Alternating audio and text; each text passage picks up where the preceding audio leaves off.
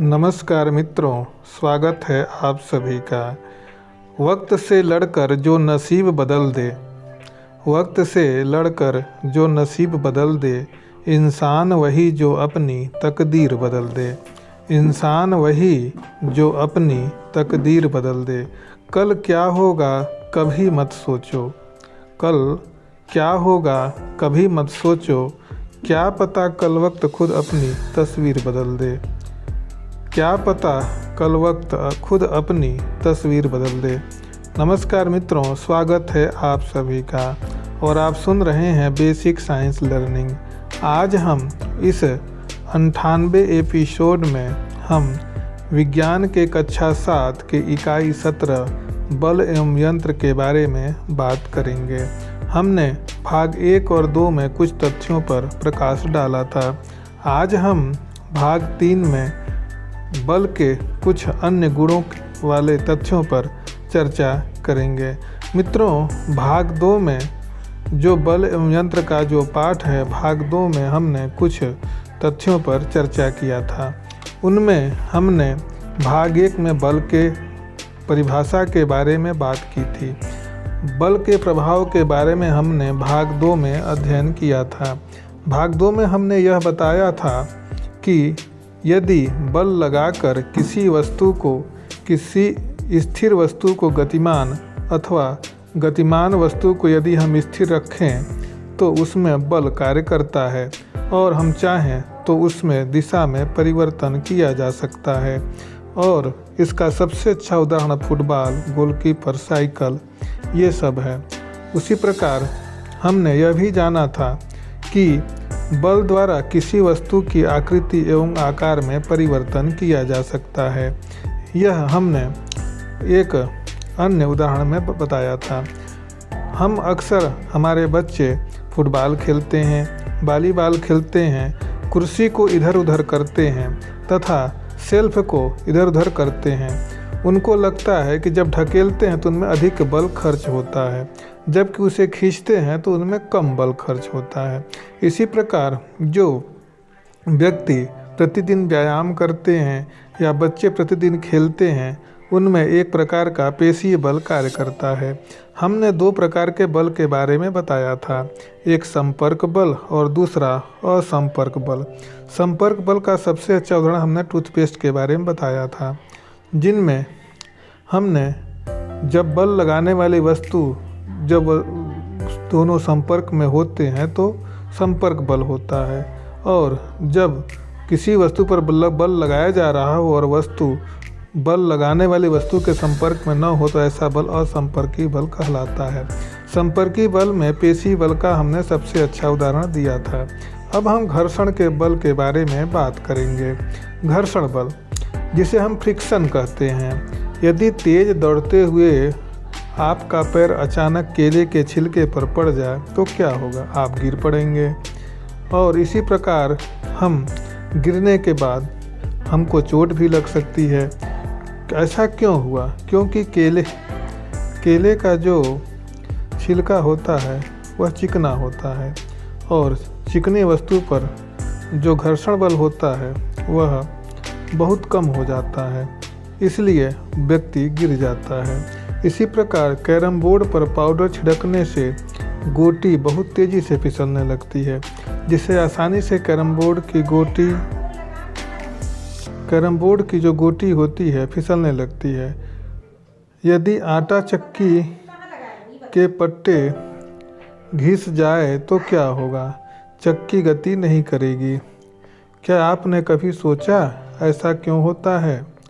यदि हम इसी प्रकार कैरम बोर्ड खेलें या अन्य चीज़ों को करें या हम पैदल चलें तो बिना घर्षण के हम नहीं चल सकते।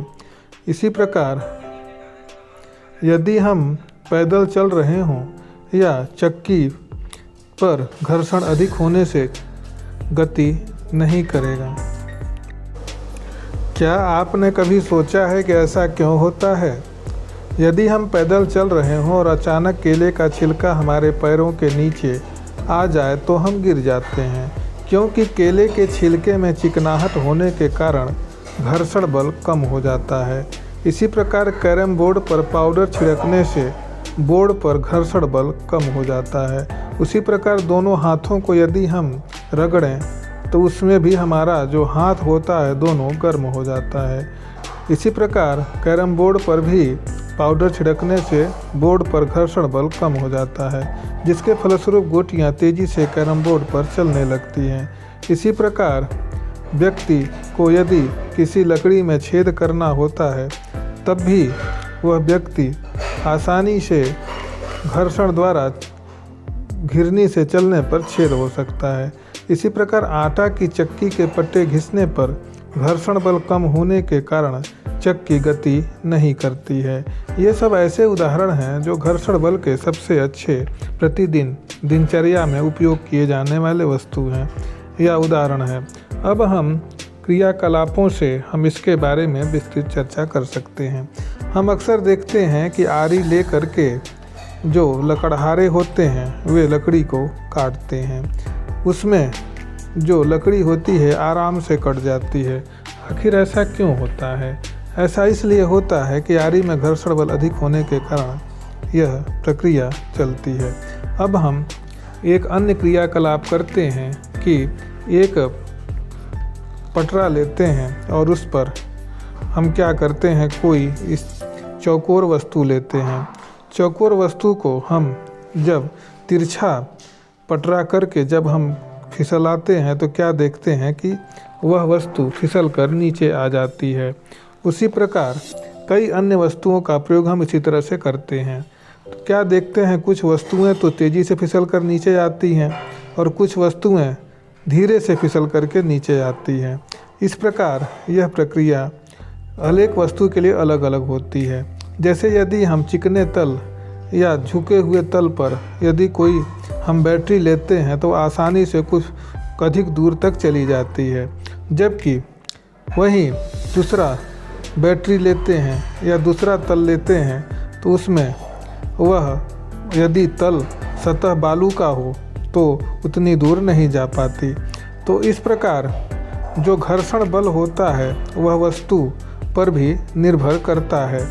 तो हम कह सकते हैं कि वस्तु की स्थिति और प्रकृति क्या है, इस पर भी घर्षण बल उस पर निर्भर करता है। इसी प्रकार हम कई वस्तुओं का प्रयोग या उपयोग करके हम उसके घर्षण बल अधिक है या कम है उसके सतह को हम जान सकते हैं।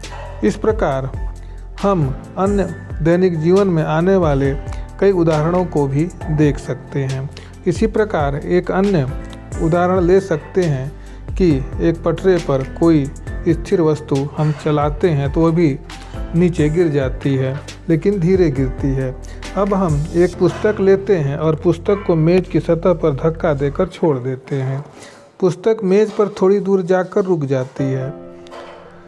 आप जानते हैं कि किसी गतिशील वस्तु को रोकने के लिए गति की विपरीत दिशा में जो बल लगता है या लगाने की आवश्यकता होती है, क्या पुस्तक को रोकने में किसी बल का प्रयोग हुआ है?